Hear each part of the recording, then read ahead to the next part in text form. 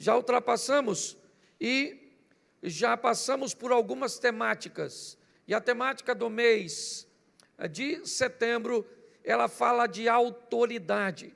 O próximo mês nós vamos estar falando de mudanças, mas eu abri na quarta-feira falando de autoridade e mostrando que a autoridade tem a ver com aquele que decide, com aquele que age, com aquele que pode fazer. Nem todos, ou tudo que tem autoridade tem poder, nem tudo que tem poder tem autoridade, mas Jesus, ele disse: é-me dado todo o poder nos céus e na terra, e as pessoas também olhavam e diziam: de onde vem tanto poder? Mas muito mais do que isso, também diziam, ele fala como quem tem autoridade. Só para que isso fique claro, vamos imaginar um revólver. Vamos imaginar um revólver e eu diria para você que um revólver tem poder para matar, sim ou não? Sim ou não? Mas ele tem autoridade? Não, porque o revólver não atira sozinho, certo? Ele tem o poder para matar, é verdade. Ele tem o poder para fazer, mas ele não tem autoridade para fazer. Para que ele funcione, precisa de alguém por detrás do gatilho para que faça, ou seja, alguém com autoridade que use o poder daquela arma para realizar o feito. Eu quero te mostrar nesse texto, um texto que já usei diversas vezes na igreja, mas que mostra muito bem o poder e a autoridade de Jesus agindo de uma forma muito clara. E qual é o propósito da mensagem de hoje? É fazer com que você saia daqui reconhecendo que Cristo tem as duas coisas, autoridade e poder, em nome de Jesus. Às vezes estamos sofrendo tanto ao lado de alguém tão poderoso,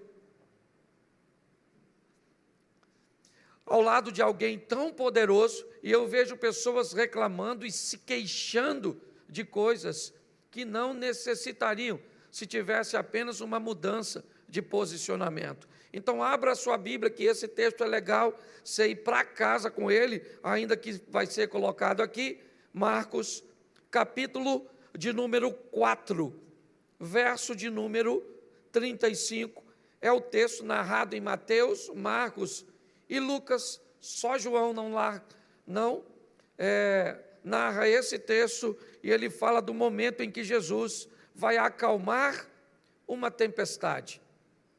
Marcos, capítulo 4, verso de número 35. E naquele dia, sendo já tarde, disse-lhes: passemos para a outra margem, ou para a outra banda. E os discípulos, deixa eu pegar aqui 4:35, e eles, despedindo a multidão, levaram consigo assim como estava no barco, e outros barcos o seguiam. Ora, levantou-se grande temporal de vento, e as ondas se arremessavam contra o barco, de modo que o mesmo já estava a encher-se d'água. E Jesus estava na popa, dormindo sobre um travesseiro. E eles o despertaram e disseram: Mestre, não se te importa que pereçamos?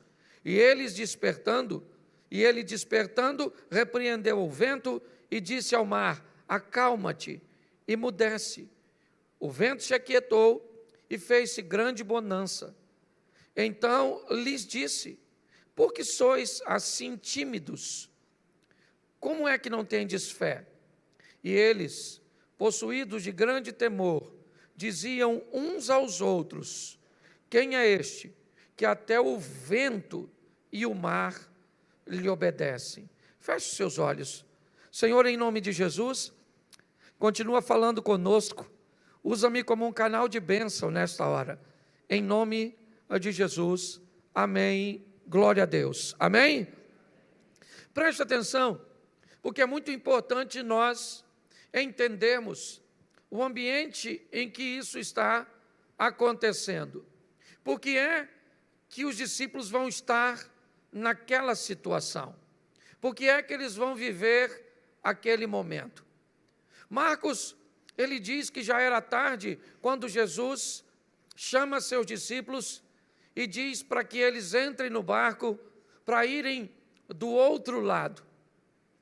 Na expressão que Marcos usa, um advérbio de tempo, dizendo que já era tarde, e eu entendo que na ótica, talvez, dos discípulos, que narraram provavelmente essa história para Marcos, pois ele não fazia parte, né, do grupo de discípulos, eu não sei como essa história chegou até ele, mas é importante entendermos que esse grupo tem um líder.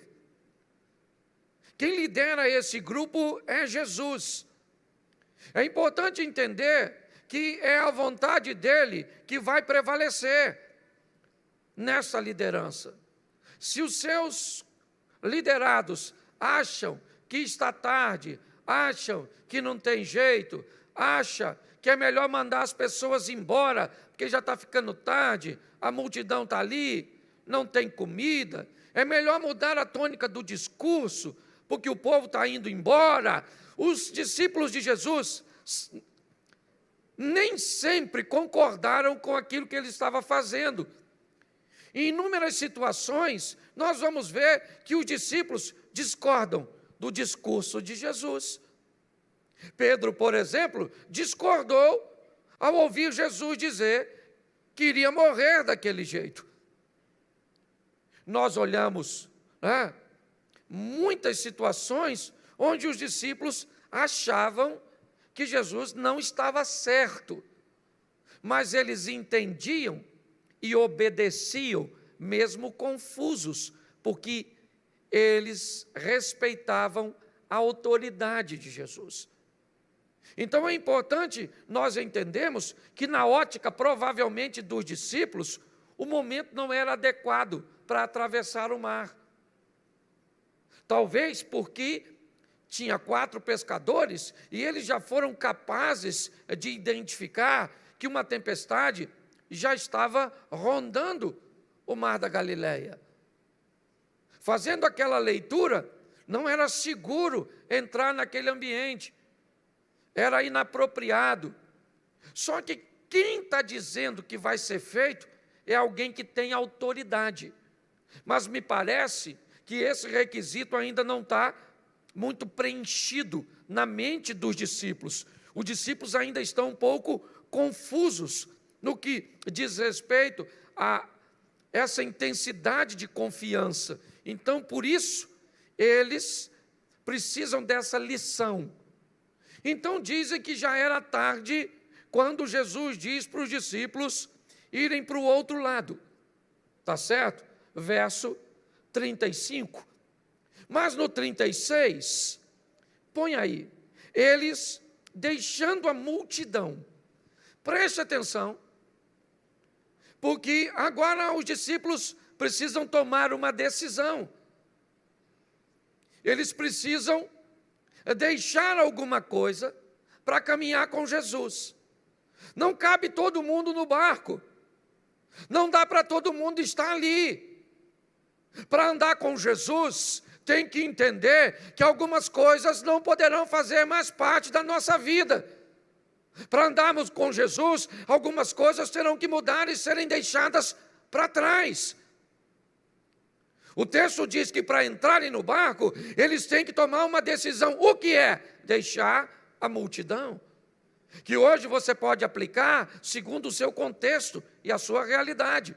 O que você precisa deixar para caminhar com Jesus? Para entrar nesse barco onde Ele lidera, onde Ele é um líder, onde Ele dita a hora, onde Ele dita a direção, onde Ele dita a frequência. Como é que vai ser? Muitas pessoas se perdem porque querem trazer para esse barco coisas que não cabem nele. Jesus diz aos discípulos, vamos mudar de lado, vamos para o lado oposto do mar da Galileia, vamos para Tiberíades, vamos para a terra dos gentios, vamos para o lado leste do mar da Galileia. Sim, mas o que eu preciso fazer para ir? Eu preciso deixar algumas coisas. Eu preciso abandonar algumas coisas. É muito importante nós entendermos isso, porque quando estivermos no barco, vamos poder contar com a autoridade daquele que lidera o sistema. E muito mais do que liderar o que está acontecendo dentro do barco, nós vamos ver que Jesus também tem autoridade para agir fora do barco. O texto diz que eles deixam a multidão e o levaram consigo. Repita comigo: o levaram consigo, assim como estava no barco.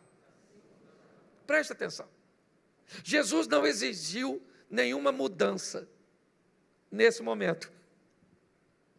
O texto diz que eles entram no barco e vão seguir com Jesus do jeito que eles estão. Deixa eu falar uma coisa para você. Você fuma, você bebe, você se prostitui. O que você faz que acha que pode te afastar do Senhor? Preste atenção, porque isso é muito importante. Eu queria que você entendesse que tem gente que acha que tem que mudar primeiro para depois receber Jesus. Não, primeiro você recebe, depois ele diz o que tu precisa mudar. Até porque que a mudança às vezes é muito personalizada. Tem coisa que eu preciso mudar na minha caminhada com Jesus e que você não precisa. Tem coisa que você não precisa mudar e eu preciso mudar. Nós precisamos entender isso. Então, quando nós olhamos, vem do jeito que você está. Pastor, o senhor não sabe como é que eu estou. Por isso que o senhor está falando para eu ouvir. Pastor, eu estou numa vida muito difícil, está muito bagunçado. Vem do jeito que você... Vem, entra no barco, mas deixa ele liderar. E se submeta à autoridade dele. E já nem você se conhece mais. Porque você vai passar a fazer o que nunca fez e vai deixar de fazer o que fazia sempre. Porque ele vai passar a liderar a sua vida. Posso ouvir um amém? Então, os discípulos estão no barco do jeito deles, com os valores deles. E nós vamos ver isso. Estão seguindo no barquinho, mas o texto diz que havia também com ele outras opções. Tinha outros barcos. Entendeu? Jesus não é o único barco, não. Tem outros barcos navegando paralelamente aí ao nosso lado. Inevitavelmente, algumas pessoas tomam as escolhas de entrarem neles. Aliás, deixa eu mudar o contexto do meu discurso. Quem colocou os discípulos no barco? Foi quem? Foi Jesus? Sim ou não? Sim ou não? Quem falou assim, vamos agora para o outro lado, não foi ele? Então, quem escolheu as pessoas para entrar naquele barco? Foi ele, sim ou não? Porque é ele que escolhe, é ele que decide, é ele que tem autoridade. Quem foi que te chamou para fazer uma caminhada cristã? O Satanás? O diabo falou assim, olha, vamos ter uma experiência com Jesus. Sim ou não? Não. Foi você?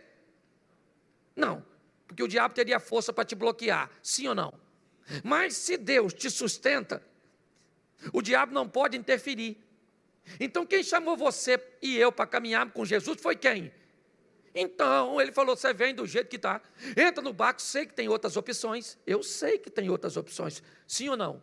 E às vezes o diabo coloca elas tão coloridas, tão bonito, que parece que lá é melhor que aqui. Até porque se o diabo não enfeitasse o inferno, ninguém ia. É ou não é? Tem que pintar um negócio bonito. Você olha assim, fala sério, você olha para uma balada, aquele pessoal tomando uns negócios, pessoal bonito, brilhoso, vistoso. Não parece que a igreja é um negócio chato para caramba? Que bonito é aquilo lá. Fala sério. Tu já foi numa rave? Ninguém fala nada. Mas pensa naquele negócio maravilhoso. Tum, tum, tum, tum, tum, tum, tum, tum, tum. Sim, meia-noite, 2 horas, tum, tum, tum. Você sai de lá, você vai tum, tum, tum. Às vezes eu estou ali me preparando para vir pregar. Tem uma discoteca aqui na frente. Esse dia eu desci cantando uma canção que eu estava escutando lá no meio da escada. Eu falei, sangue de Jesus tem poder. O que eu estou fazendo? Você está rindo de mim, você está rindo de tu. Só acontece em outra situação. Presta atenção no que nós estamos vendo aqui. Existem outras opções, sim. E elas, às vezes, parecem ser muito melhores. Porque o diabo é um estrategista para colocar lixo em embalagens maravilhosas. Jesus pega o discípulo e diz, nós vamos mudar de lado, para entrar tem que deixar algumas coisas, pode vir do jeito que você quiser, e eu sei que tem outras opções. Amém? E os discípulos entraram, sim ou não? Sim ou não? Entraram, certo? Jesus está lá. Eu gosto da narrativa, porque Marcos, ele é muito incisivo. Marcos diz que Jesus entra no barco e vai dormir. Já Lucas diz que ele começou a navegar, foi dando um soninho, e aí Jesus pegou no sono e foi dormir. Por que Jesus foi dormir se botou todo mundo no barco? Porque a lição é para o discípulo, não é para ele. Às vezes ele entra na nossa vida, mas fica quietinho.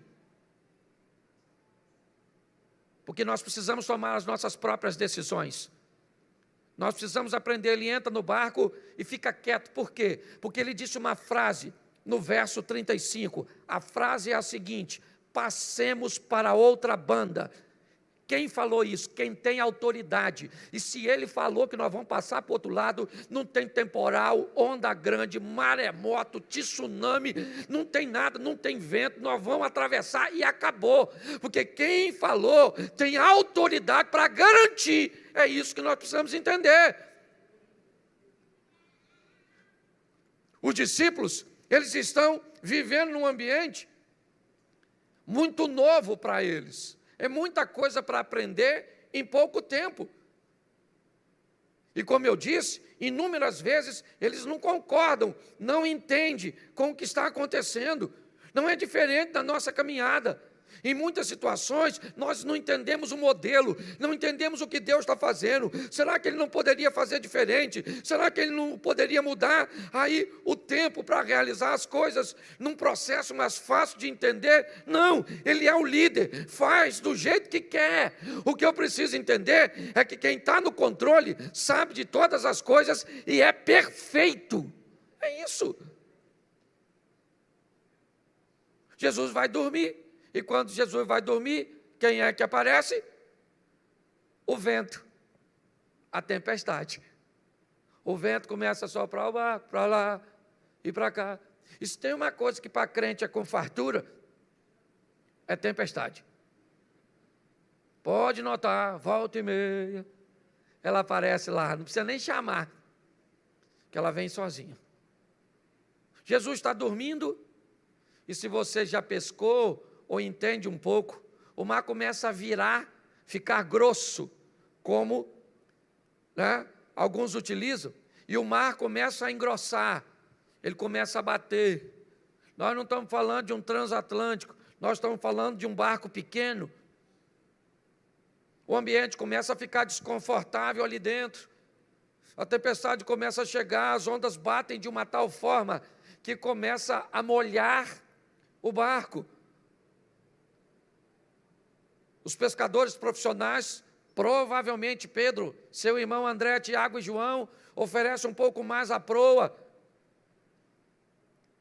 inclinando-a para que conseguisse atravessar e não enfrentar as ondas de frente, porque senão quebra o barco, se bater, não tem jeito. É a força da natureza, é o que está lá fora, a fúria do que está lá fora, batendo, buscando interromper a trajetória daquele barco, fazendo com que aquele barco não chegue do outro lado.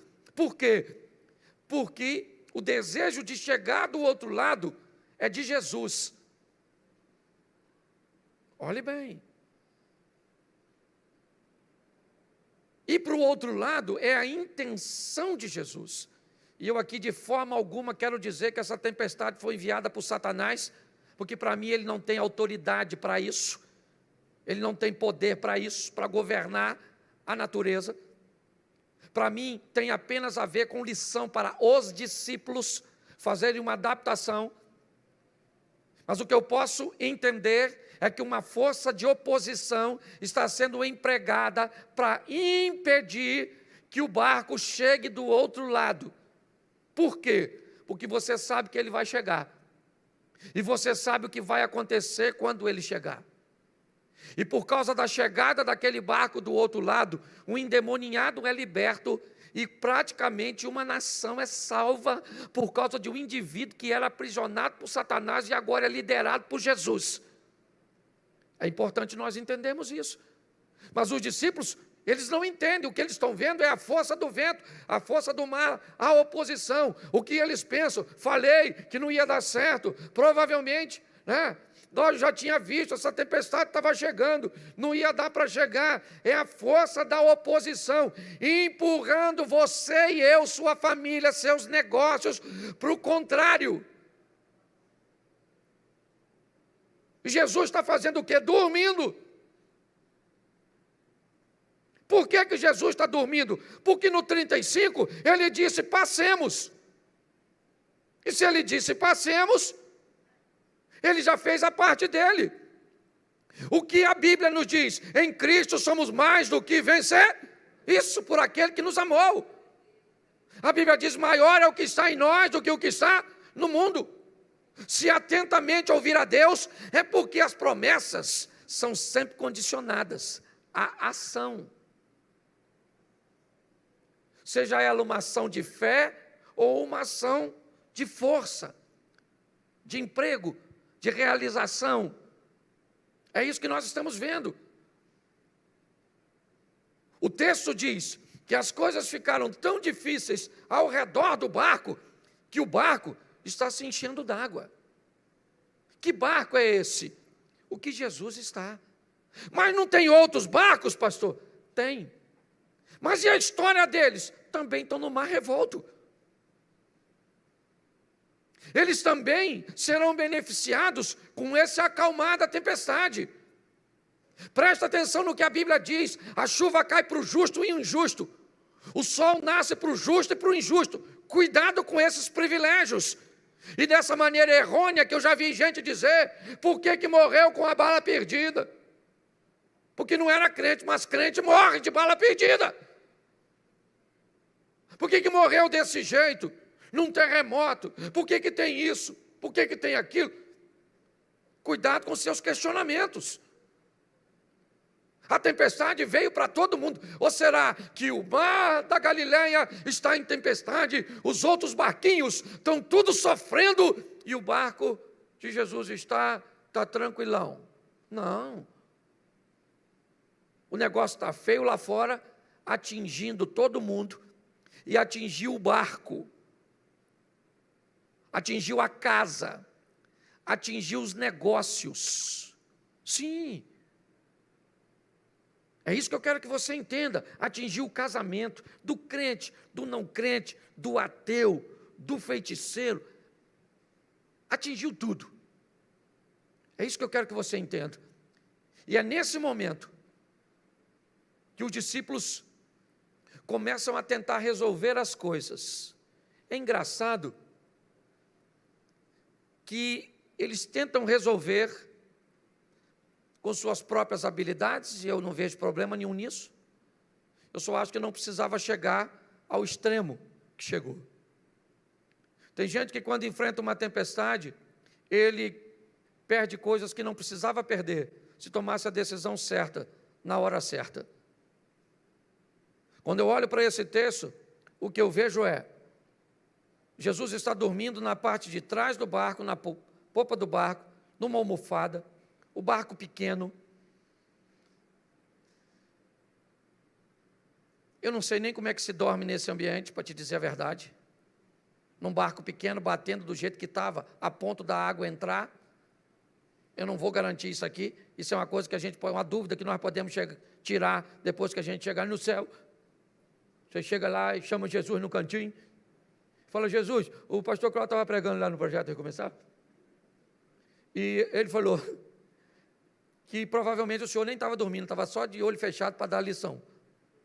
Porque é praticamente impossível estar dormindo nesse ambiente. Mas ele está tranquilo, porque ele está esperando o barco fazer o quê? Chegar do outro, porque ele disse que, isso aí, ele já falou, nós vamos e nós vamos. É isso, a autoridade do Todo-Poderoso, aquele que pode fazer.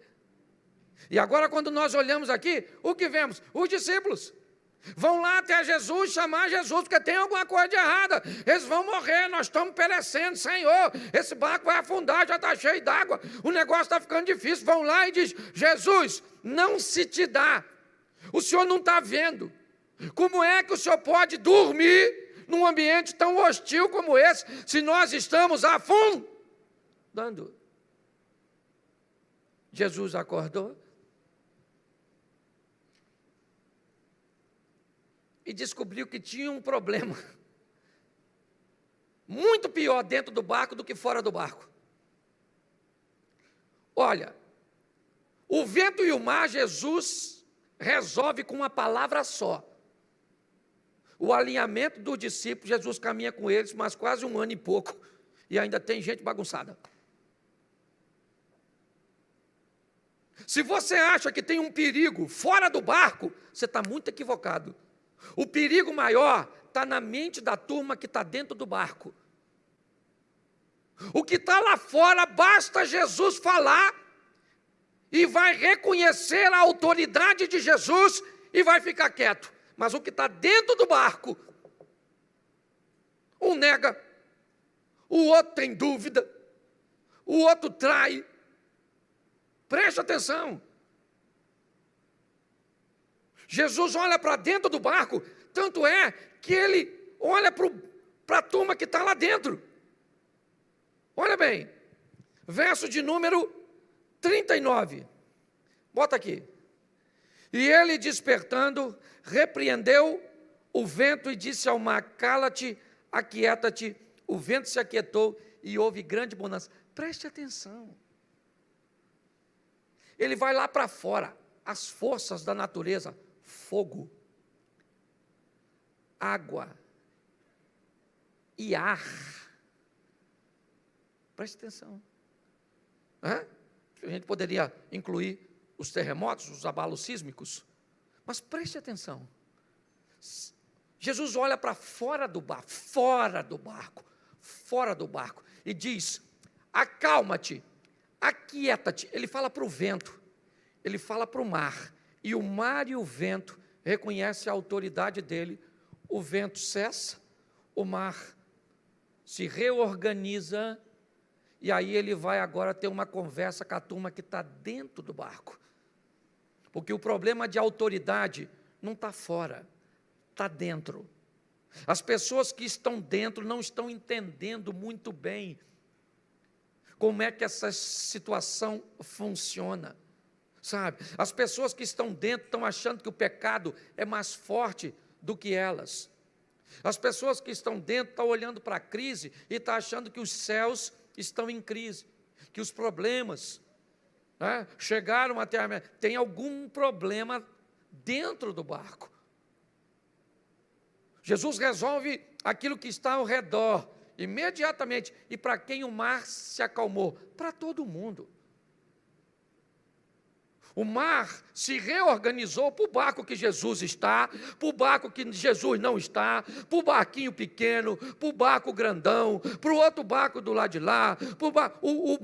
Quando o mar se organizou, sabe, o bem-estar foi para todos. É verdade. Mas deixa eu falar uma coisa para você, que segundo a Bíblia, Jesus não está em nenhum daqueles outros barcos, senão esse. E nesse barco, Jesus vai ter uma conversa com seus discípulos. Por que vocês são tão tímidos? Por que vocês não têm fé? Olha bem. Olha o que Jesus está conversando com seus discípulos. Qual foi o problema? Onde é que eu errei com vocês? Quando nós partimos, eu não disse para vocês, passemos para o outro lado? Eu não estou caminhando com vocês e disse para vocês que o Satanás, o vosso adversário, Eu não estou caminhando com vocês e disse para vocês que todo dia traz consigo seu mal. Eu não caminhei com vocês e disse a vocês para terem cuidado, porque provavelmente seus maiores inimigos seriam a sua própria casa. Eu não instruí onde foi que eu deixei de mostrar a vocês algo que fizesse tão claro que a vida de vocês seria pautada na minha autoridade. É isso que Jesus está dizendo. Basta vocês olharem algo que contraria o que eu disse, porque foi isso que o vento veio fazer. E é aí que eu te digo, para mim, quem mandou o vento foi exatamente Deus. O vento aqui, esse aqui é o problema. Todas as vezes que enfrentamos uma oposição, parece que as pessoas vão dar o crédito para Satanás. Porque o diabo, eu acho que é muito crédito. Não, querido. Seja quem for que está trazendo a lição, ela só vem para um motivo, para me levar para a próxima fase do meu nível de intimidade para com Deus. Para que eu reconheça o quanto de autoridade Ele tem, não apenas dentro da minha vida, mas fora da minha vida. O que você tem? Uma empresa falindo, ele tem autoridade para abrir as portas para você, para enviar clientes de onde você menos imagina. Ele tem autoridade e poder para isso. O que você tem? Um casamento que está dissolvendo, uns filhos que estão de um jeito. O que é que está acontecendo? O que te envolveu a ponto de fazer com que você ache que Jesus perdeu a autoridade? Porque é isso que nós estamos vendo no texto. Os discípulos olharam, a tempestade era forte, e o vento está soprando, e a água está entrando, e parece que o barco vai afundar, e se o barco afundar, Jesus mentiu, porque ele disse, nós vamos para o outro lado. Nós precisamos tomar uma postura em nossas decisões, olhar as coisas por um ângulo mais amplo, ampliar nossa visibilidade. Basta algo não dar certo. Tem gente que mede as coisas pelo nível da oposição. Eu vou fazer. Se tiver tudo dando certo, é porque Deus está no negócio. Se começar a dar errado, namorei uma menina. Ela já agiu desse jeito, já nem quero mais. Então, é fácil. Aliás, se você levar a vida assim, e eu fosse o diabo, eu falaria para um ajudante meu, aquele ali, assim, só dificultar. Dificultou, ele desiste logo. Porque à medida que ele usa, não, querido, eu estou em obediência a Deus, Deus está comigo? Tá. Pautei a minha vida aqui, o que eu vivo, enaltece o nome do Senhor, certo? O que eu vivo não prejudica meu próximo, e o que eu vivo me traz satisfação, então estamos juntos, vamos colocar em prática. E agora? Agora eu vou viver segundo a autoridade do Senhor, então vai dar tudo certo? Não. Não vai dar tudo certo. Vai terminar do jeito que ele disse que seria. É assim que funciona. Agora, o percurso é desafiador. Quando Jesus levanta, ele diz para o vento, fica quieto, mar, cala-te, tudo se acertou, lá fora está tudo normal, mas aqui dentro tem um problema. Tem um problema. E se você acha que ele terminou nessa situação, não. É só olhar o que os discípulos viveram depois disso, e você vai ver que Jesus teve que resolver muitas coisas depois dessa, para instaurar na mente dos discípulos um nível de autorização, ou de autoridade satisfatória. Foi isso que ele tentou fazer a grande parte de seu ministério. Vamos lá, cheguei na casa de Jairo, vamos lá, o que tem aqui, Jairo? Olha, a menina está morta lá dentro. Jairo, enquanto você foi procurar Jesus, a sua filha morreu, já era, não adianta mais, a menina está morta, está tudo, morreu.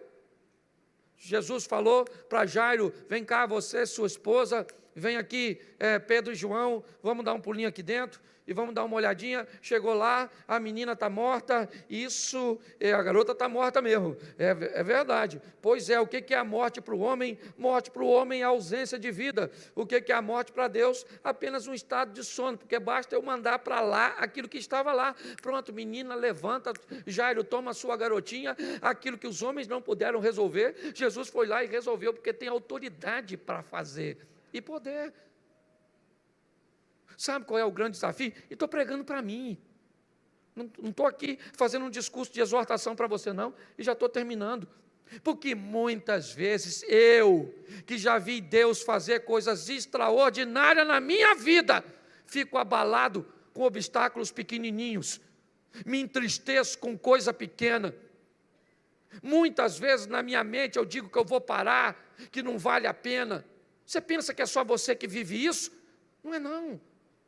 Muitas vezes, sabe, esses pensamentos percorrem a maioria de nós, mesmo com todo o conhecimento que temos. O que nós precisamos é entender, Ele está no controle de tudo. E no final desse negócio, meu irmão, vai dar bom, como diz o carioca. Certo? No final diz, mas o Satanás, dane-se o Satanás. Mas o governo, o Bolsonaro, a esquerda, a direita. Meu filho, quem governa a sua vida, quem é? Quem é que governa a sua vida? Então, no final, esse negócio vai ter que dar certo.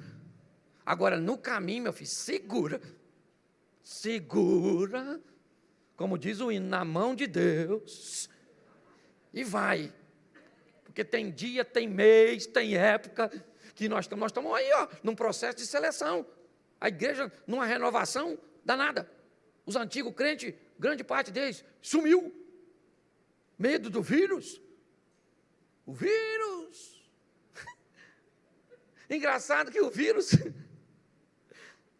As pessoas que não vêm para a igreja, elas vão para o supermercado. O vírus não está lá, não. O shopping, elas viajam.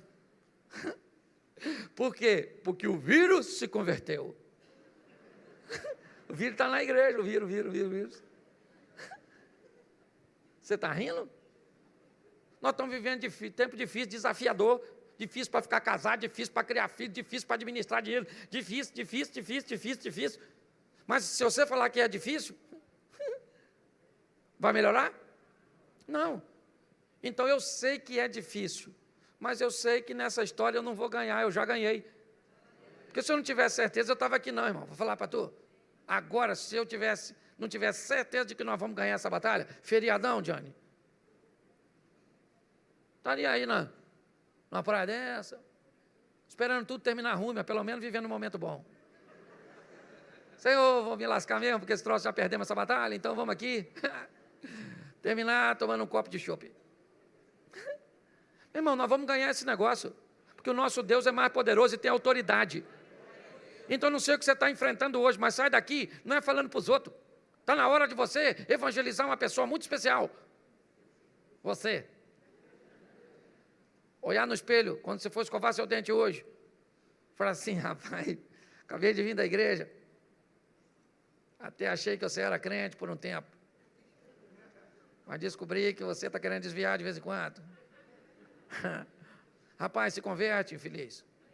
Senão você vai para o inferno e vai me levar junto com você, o que é pior de tudo. Tem uma conversa séria com você mesmo.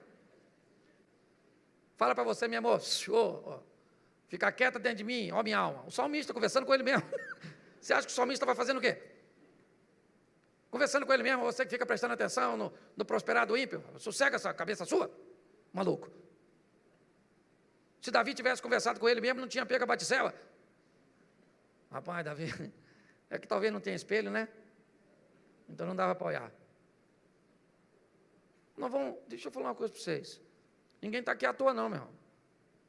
Nós estamos aqui porque Deus está no controle da nossa vida.